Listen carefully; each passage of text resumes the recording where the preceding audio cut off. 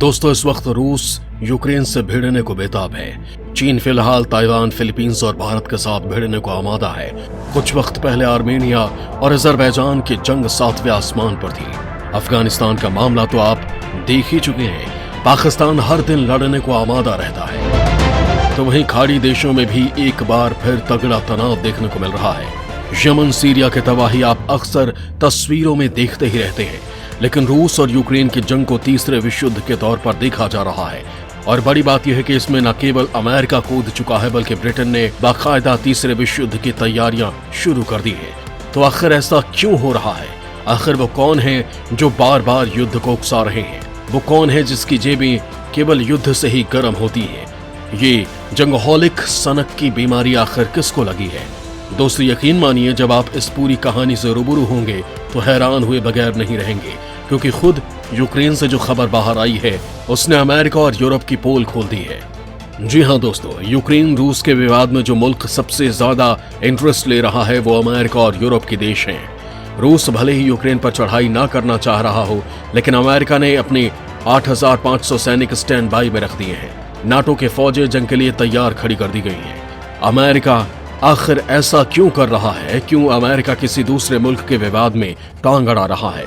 इन सवालों का जवाब आपको बताएंगे, लेकिन इन सब के बीच ये भी जान लीजिए कि यूक्रेनी राष्ट्रपति व्लादिमीर जेलेंस्की ने अमेरिका और पश्चिमी देशों की कलाई खोल कर रख दी है। अमेरिका का कॉलर पकड़ कर पूछ लिया है कि आखिर क्यों यूक्रेन के सिर पर युद्ध का ठीकरा फोड़े जा रहे हो।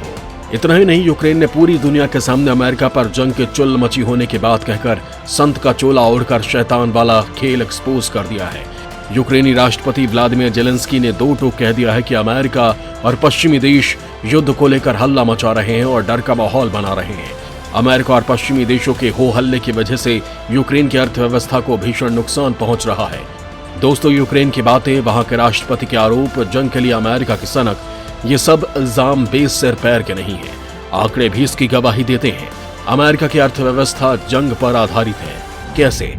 इसके सिलसिलेवार डिटेल जानने के लिए वीडियो को पूरा देखिए। साथ ही ये भी जान लीजिए कि आखिर अमेरिका यूक्रेन रूस विवाद में जंग क्यों चिल्ला रहा है। इससे पहले साल 2020 में ईरानी कुद्स फोर्स के कमांडर जनरल कासिम सुलेमानी की हत्या करके पूरी दुनिया को युद्ध के मुहाने पर लाकर खड़ा कर दिया था। डॉलर्स की लालच ने अमेरिका को खूनी बना दिया है। जब अमेरिका की इकोनॉमी गड़बड़ाई, उसने किसी न किसी बहाने कहीं न कहीं पर जंग छेड़ दी, चाहे प्रथम विश्व युद्ध हो। प्रथम विश्व युद्ध के बाद अमेरिका द्वितीय विश्व युद्ध में शामिल हुआ। द्वितीय विश्व युद्ध के खत्म होने के तुरंत बाद उसने कोरिया में जंग छेड़ दी। इसके बाद अमेरिका ने दुनिया पर वियतनाम युद्ध थोप दिया। वियतनाम युद्ध से निकलने के बाद अमेरिका ने अफगानिस्तान में सोवियत संघ के अतिक्रमण के खिलाफ अप्रत्यक्ष लड़ाई को आगे बढ़ाया। सोवियत संघ का जब पतन हुआ तो सद्दाम हुसैन ने कुवैत पर हमला करके अमेरिका को एक और जंग का न्योता भेज दिया। युगोस्लाविया के विघटन के बाद वहां पैदा हुए बेस्निया संकट में भी अमेरिका को अपनी सैनिक ताकत दिखाने का मौका मिल गया। इसके बाद अमेरिका के ऊपर 9/11 का आतंकवादी हमला हुआ। अमेरिका ने इस मौके का उपयोग सद्दाम हुसैन को खत्म करने के लिए और अफगानिस्तान पर तालिबान हुकूमत का सफाया करने के लिए किया। ये युद्ध विश्व में अमेरिका द्वारा केवल अपनी सैन्य ताकत के धौंस जमाने के लिए नहीं किए गए, बल्कि इसके पीछे दूसरे और कारण भी रहे हैं। जब अमेरिका पर आर्थिक संकट आए, अमेरिका ने किसी न किसी देश पर जंग छेड़ दी। चीन के खिलाफ ट्रेड वॉर इसी की बानगी है। बाइडेन से पहले के अमेरिकी राष्ट्रपति ट्रंप ने तो भारत को भी विकासशील देश मानने से इनकार कर दिया था। अमेरिका भारत से आयातित कई सामानों पर शुल्क बढ़ा चुका है। अमेरिका अपनी अर्थव्यवस्था के प्रभावित होने का हवाला देकर पेरिस जलवायु परिवर्तन समझौते से भी बाहर निकलने की घोषणा कर चुका है। दरअसल प्रथम विश्व युद्ध से पहले अमेरिका एक कर्ज से दबा हुआ मुल्क था। युद्ध के बाद वो खास तौर पर लैटिन अमेरिका के देशों के लिए कर्जदाता बन गया था। इस दौरान अमेरिका से यूरोप के लिए निर्यात में वृद्धि हुई, क्योंकि उन देशों ने युद्ध के लिए जरूरी सामान की खरीद अमेरिका से की। अमेरिका के पूंजीपतियों ने विशेष रूप से इस युद्ध में अच्छा लाभ कमाया। 1917 में अमेरिका की बड़ी कंपनियों का लाभ 1914 की तुलना में 3 से 4 गुना बढ़ चुका था। अमेरिका के सबसे बड़ी कंपनी का मुनाफा तो 10 गुना बढ़ गया था। युद्ध के दौरान सरकारी युद्ध अनुबंधों ने बड़ी कंपनियों के मुनाफे में जबरदस्त वृद्धि में मुख्य भूमिका निभाई थी। अमेरिकी उद्योग जगत और सरकारी तंत्र ने तभी समझ लिया था कि जंग एक बड़े मुनाफे का धंधा है। इसके बाद से तो अमेरिका ने लगभग हर 10 साल में किसी न किसी देश पर जंग थोप दी। पहले विश्व युद्ध के बाद अमेरिका की इकोनॉमी फिर डामाडोल होने लगी। लिहाजा उसने आर्थिक महामंदी से छुटकारा पाने के लिए दूसरे विश्व युद्ध के द्वार खोल दिए। अमेरिका में 1929 में शुरू हुई आर्थिक महामंदी को समाप्त करने में द्वितीय विश्व युद्ध ने जो भूमिका निभाई, 1929 से युद्ध के बाद के पीरियड्स में अमेरिकी सकल घरेलू उत्पाद में जबरदस्त बढ़ोतरी हुई। ये आंकड़े बताते हैं कि द्वितीय विश्व युद्ध ने अमेरिकी बाजारों को जीवन दान दे दिया। इस युद्ध के कारण अमेरिकी उत्पादन इतनी तेजी से बढ़ा कि ये महामंदी के दौरान सुस्त अर्थव्यवस्था से बाहर निकल गया। रिकंस्ट्रक्शन, जहाज निर्माण और ऑटोमोबाइल उद्योग में बेतहाशा तेजी आ गई। 1942 में तो जीडीपी की वृद्धि दर 17% से ज्यादा हो गई थी। इस दौरान अमेरिका में बेरोजगारी का लगभग अंत हो गया था। सार्वजनिक कार्यों पर भी अमेरिका में अच्छा खर्च हुआ। अमेरिकी अर्थव्यवस्था 1939 और 1944 के बीच सालाना कम से कम 8% बढ़ी। इस दौरान अमेरिकी अर्थव्यवस्था के इतिहास में आर्थिक विकास में सबसे महत्वपूर्ण बढ़ोतरी देखी गई। इसके बाद जैसे जैसे अर्थव्यवस्था में सैचुरेशन आना शुरू हुआ, अमेरिका ने फिर से अगले युद्ध की प्लानिंग कर डाली। ये युद्ध था अमेरिका का कोरिया के साथ युद्ध। कोरियाई युद्ध को मोटे तौर पर 1950 में शुरू माना जाता है। उस समय जीडीपी की औसत वृद्धि दर 5.8% थी, जबकि कोरियाई युद्ध के 3 साल बाद यानी 1953 में अमेरिका की जीडीपी वृद्धि 11.4% के करीब पहुंच गई थी। कोरिया युद्ध के दौरान अमेरिकी शेयर बाजार में तेजी आ गई। कोरियाई युद्ध का प्रभाव द्वितीय विश्व युद्ध की तुलना में बहुत कम था, लेकिन फिर भी द्वितीय विश्व युद्ध की तरह ही कोरियाई युद्ध ने सरकारी खर्च के जरिए जीडीपी वृद्धि को रॉकेट कर दिया। अमेरिकी अर्थव्यवस्था में 1951 में 11% से अधिक की जीडीपी वृद्धि दर्ज की गई थी। इसके फिर से करीब 10 से 12 साल बाद यानी 1965 में हुआ वियतनाम युद्ध। इस युद्ध ने अमेरिका का बटुआ फिर भरना शुरू कर दिया। द्वितीय विश्व युद्ध कोरियाई युद्ध के बिल्कुल उलट था, क्योंकि अमेरिका इसमें बहुत धीरे धीरे शामिल हो रहा था। 1965 में अमेरिकी सेना की टुकड़ियों को वियतनाम भेजा गया, लेकिन इसके 10 साल पहले से ही अमेरिकी सैन्य सलाहकार वियतनाम में मौजूद थे, जो पल पल की रणनीतियां बना रहे थे। केवल वियतनाम युद्ध ही इकलौता ऐसा युद्ध था जो अमेरिकी बाजार में बूम नहीं ला सका। हालांकि इसने फिर भी अमेरिका को स्टेबल रखा। इसका बड़ा कारण था 1973 का तेल संकट। तेल संकट ने भी अमेरिकी अर्थव्यवस्था को झकझोर दिया था। ये वो दौर था जब शीत युद्ध का अंत माना जाता है। इस दौर में अमेरिका का डिफेंस बजट लगातार बढ़ रहा था। खर्चे पहाड़ होते जा रहे थे और अमेरिका का खजाना खाली। सोवियत ब्लॉक के टूटने तक डिफेंस खर्च 1980 के पहले के स्तर से काफी ऊपर था।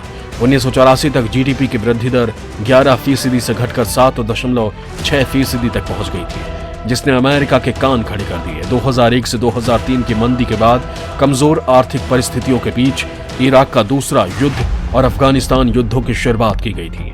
अमेरिका में 2001-2002 में मंदी शुरू हो चुकी थी। अमेरिकी इतिहास में यह भी पहली बार हुआ कि युद्ध के दौरान टैक्स में कटौती की गई थी। ढीली मौद्रिक नीति को भी लागू किया गया और ब्याज दरों को कम रखा गया था और अर्थव्यवस्था को प्रोत्साहित करने के लिए बैंकिंग नियमों में ढील दी गई थी। ये वही दौर था जब 2008 में वैश्विक वित्तीय संकट ने दस्तक दी। ये केवल संयोग नहीं था। इराक युद्ध के दौरान सबसे ज्यादा सैन्य खर्च साल 2008 में जीडीपी का 4.3% था। अफगानिस्तान युद्ध के दौरान साल 2010 में सबसे ज्यादा खर्च $297 अरब या जीडीपी का लगभग 2% था। 1 अक्टूबर 2019 से 30 सितंबर 2020 तक के लिए अमेरिकी सैन्य खर्च $989 अरब रहा। सामाजिक सुरक्षा के बाद संघीय बजट में सैन्य खर्च दूसरा सबसे बड़ा खर्च है। इसका अंदाजा आप इसी से लगा सकते हैं कि अमेरिका अपने बाद के 9 देशों के कुल डिफेंस बजट से ज्यादा खर्च करता है। ये चीन के $228 अरब के सैन्य बजट से 4 गुना ज्यादा, रूस के डिफेंस बजट से सिर्फ 69.4 अरब के बजट से लगभग 10 गुना बड़ा है। 9 दिसंबर 2019 को जारी Stockholm International Peace Research Institute यानी सिप्री की रिपोर्ट के अनुसार चीनी कंपनियों को छोड़कर सबसे बड़ी 100 कंपनियों के हथियार और डिफेंस सर्विसेज की बिक्री कुल $420 अरब थी। हथियार एक्सपोर्ट में अमेरिकी कंपनियां टॉप 100 की सूची में हावी हैं। रैंकिंग में टॉप 5 स्थानों पर संयुक्त राज्य अमेरिका की हथियार कंपनियों Lockheed Martin, Boeing, Northrop Grumman, Raytheon और जनरल डायनामिक्स काबिज हैं। केवल इन 5 कंपनियों ने ही 2018 में $148 अरब यानी टॉप 100 कंपनियों के हथियारों की बिक्री का 35% हिस्सा बेचा है। टॉप 100 रैंकिंग में शामिल सभी अमेरिकी कंपनियों के कुल हथियारों की बिक्री $246 अरब थी, जो सभी के हथियारों की बिक्री के 59% के बराबर है। इससे साफ है कि अमेरिका का हथियार उद्योग कितना बड़ा है। अमेरिका की अर्थव्यवस्था के पिछले 100 सालों का विश्लेषण यही बताता है कि अमेरिका एक बड़ी आर्थिक महाशक्ति सिर्फ और सिर्फ प्रथम विश्व युद्ध के बाद ही नहीं बन सका। प्रथम विश्व युद्ध से लेकर अब तक अमेरिका में जब जब आर्थिक संकट गहराया तब तब कोई न कोई युद्ध उसके लिए संकट मोचक की भूमिका निभाता रहा। यही नीति बाइडेन के पहले अमेरिका के राष्ट्रपति रहे डोनाल्ड ट्रंप ने अपनाई और लगता है कि इसी रास्ते पर अब बाइडेन भी चल रहे हैं और रूस यूक्रेन विवाद से भर की आग में रोटियां सेककर इस पुराने आजमाए नुस्खे को एक बार फिर से अपनाकर अमेरिका को मौजूदा आर्थिक संकट से उबारने की कोशिश कर रहे हैं।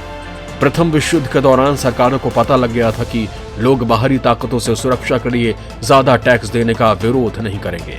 अमेरिका के सबसे ऊंचे कर की दर 1915 में 7% से बढ़कर 1918 में 77% हो गई। द्वितीय विश्व युद्ध के दौरान 1944 में ये 90% से ऊपर हो गया। 1964 में राष्ट्रपति जॉनसन के द्वारा कम किए जाने तक उसी स्तर पर बना रहा।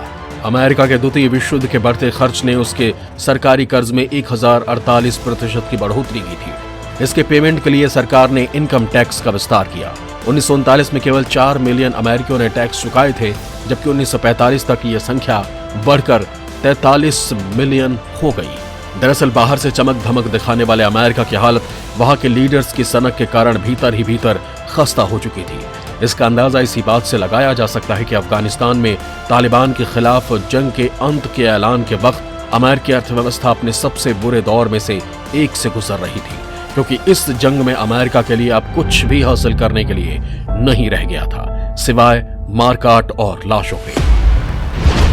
ब्राउन यूनिवर्सिटी में कॉस्ट ऑफ वॉर प्रोजेक्ट के अनुसार 2021 में अप्रैल तक युद्ध ने अफगानिस्तान में लगभग 1,74,000 लोगों को मार डाला। इनमें 47,245 आम नागरिक, 70,000 अफगान सैनिक और पुलिस, 51,000 से ज्यादा तालिबान लड़ाके शामिल थे। यानी कि हर दिन 23 जिंदगियां मौत की नींद सुला दी जा रही थी। अमेरिकी सरकार के आंकड़ों के मुताबिक साल 2010 से 2012 के बीच इस जंग पर सालाना खर्च $100 अरब तक पहुंच गया। इसके बाद अमेरिका ने अपना बजट तालिबान पर कार्रवाई की जगह अफगान सेना की ट्रेनिंग पर लगाना शुरू कर दिया और तब ये खर्च कम होने लगा। पेंटागन के सीनियर अधिकारी ने अमेरिकी कांग्रेस को बताया कि साल 2018 तक सालाना खर्च $45 अरब तक आ गया था। अमेरिकी रक्षा मंत्रालय के मुताबिक अफगानिस्तान पर अक्टूबर 2011 से लेकर सितंबर 2019 तक $778 अरब खर्च किए जा चुके थे। ब्राउन यूनिवर्सिटी की साल 2019 के एक स्टडी के मुताबिक अफगानिस्तान और पाकिस्तान को मिलाकर तालिबान के खिलाफ जंग पर अमेरिका ने $978 अरब खर्च कर दिए। इसमें साल 2020 के लिए आवंटित फंड में जोड़ा गया था।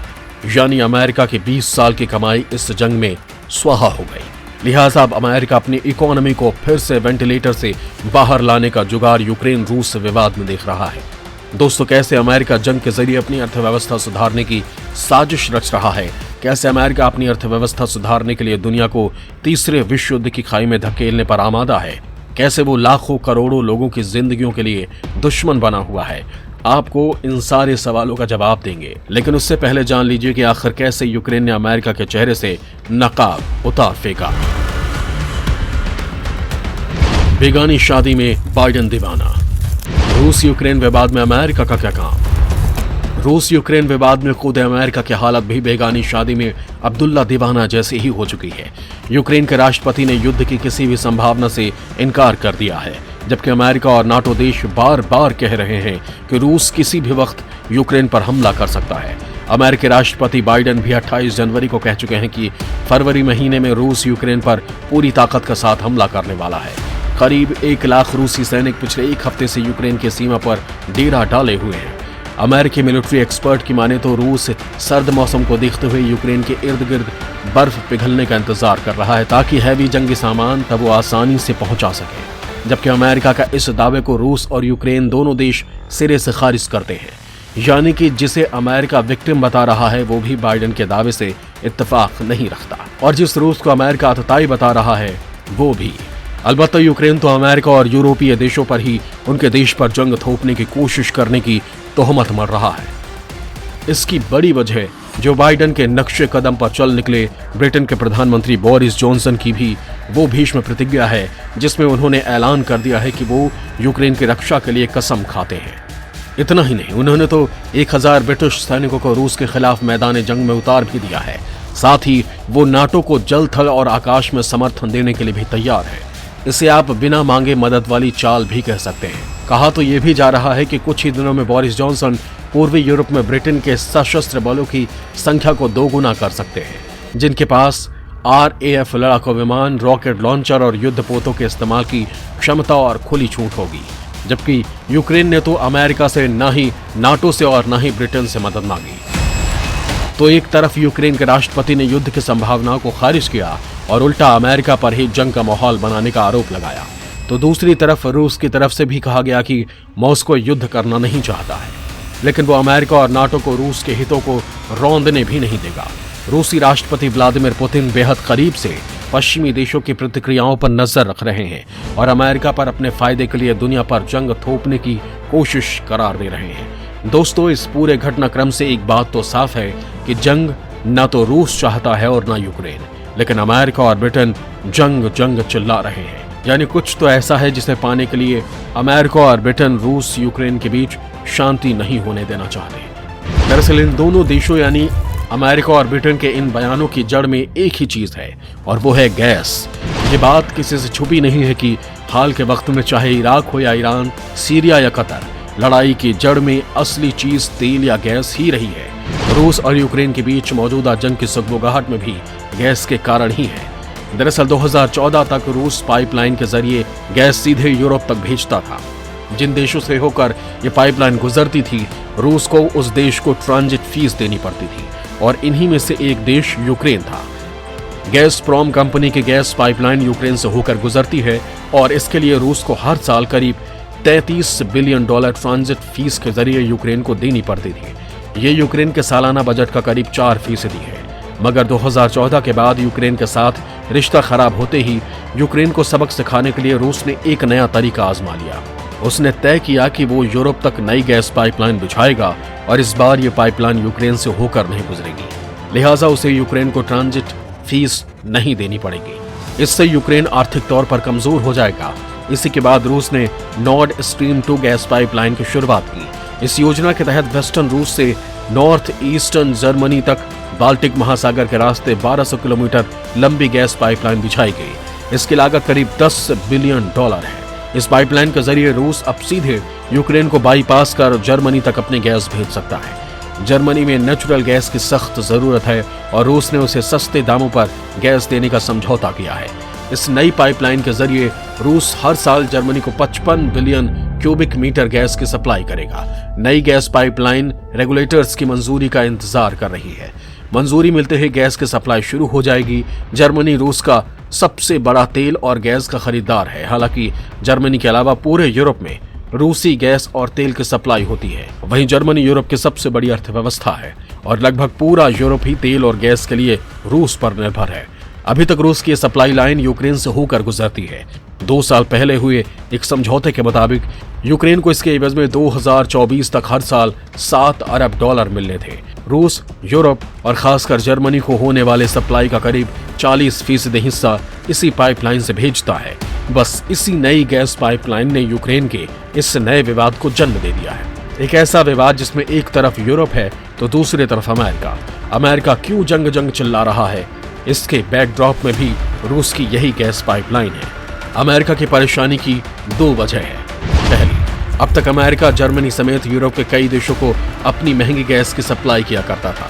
रूस ने जर्मनी के साथ जो समझौता किया उसमें गैस की कीमत अमेरिका से कहीं कम है। जाहिर है इससे अमेरिकी कंपनियों को नुकसान होगा। दूसरी वजह, अमेरिका की दूसरी परेशानी ये है कि ये नई गैस पाइपलाइन पूरे यूरोप को ऊर्जा के मामले में रूस पर निर्भर कर देगी। इससे रूसी राष्ट्रपति व्लादिमीर पुतिन और ज्यादा ताकतवर बनकर उभरेंगे। इसलिए अमेरिका भी लगातार इस नई पाइपलाइन का विरोध करता रहा है और जंग जंग चिल्ला रहा है। यूक्रेन को डर है कि इस पाइपलाइन के बन जाने से पहले उसको जो कमाई होती थी वो अब बंद हो जाएगी, जो उसके लिए आर्थिक तौर पर नुकसानदेह साबित होगी। वहीं अमेरिका की मंशा जर्मनी समेत यूरोप को अपनी गैस और तेल बेचने की है। ऐसे में नॉर्ड स्ट्रीम 2 से उसकी मंशा पर पानी फिर सकता है। अमेरिका यूरोप पर इसका विरोध करने को लेकर दबाव भी बना रहा है। इतना ही नहीं, जर्मनी के लिए भी अमेरिका इसको एक खराब सौदा बता रहा है। फ्रांस और पोलैंड समेत कुछ दूसरे यूरोपीय देश मानते हैं कि नॉर्ड स्ट्रीम 2 से जहां गैस का पारंपरिक ट्रांजिट रूट कमजोर होगा, वहीं इससे रूस पर यूरोप की निर्भरता बढ़ जाएगी। जर्मनी यूक्रेन पर रूस के किसी भी संभावित हमले के तो खिलाफ है, लेकिन वो रूस के साथ गैस की डील से पीछे भी नहीं हटना चाहता। जर्मनी को ऊर्जा के लिए पाइपलाइन गैस की सख्त जरूरत है। रूस की मदद से जर्मनी 26 मिलियन जर्मन घरों में ऊर्जा पहुंचाएगा, वो भी सस्ती कीमत पर। अमेरिका और यूरोप को इस बात का अच्छी तरह से एहसास है कि पुतिन के लिए नई गैस पाइपलाइन परियोजना बेहद अहम है। इसलिए ये देश भले ही बाहर ये दिखावा कर रहे हों कि युद्ध न हो, लेकिन अंदर ही अंदर ये देश ये भी चाहते हैं कि यूक्रेन और रूस के बीच घमासान जरूर हो जाए। दोनों देशों के बीच का टेंशन और बढ़ता रहे, इसलिए अमेरिका और ब्रिटेन यूक्रेन पर रूस के संभावित हमले का शिगोफा छोड़ रहे हैं। साथ ही नाटो के फौजों को इलाके में भेजकर यूक्रेन के पक्ष में जंग लड़ने के लिए भी तैयार कर चुके हैं, ताकि जैसे ही रूस की ओर से कोई चिंगारी भड़के तो ये देश मिलकर उस चिंगारी को शोला बनाए और रूस की नॉर्ड स्ट्रीम 2 पाइपलाइन पर यूरोप पूरी तरह से रोक लगा दे, जिसका सीधा फायदा अमेरिका की महंगी गैस और तेल बिक्री के रूप में करोड़ों डॉलर्स की कमाई के तौर पर हो। फिर भले ही इसके लिए यूक्रेन और रूस के हजारों लोगों की बलि युद्ध भूमि में क्यों न चढ़ानी पड़ जाए।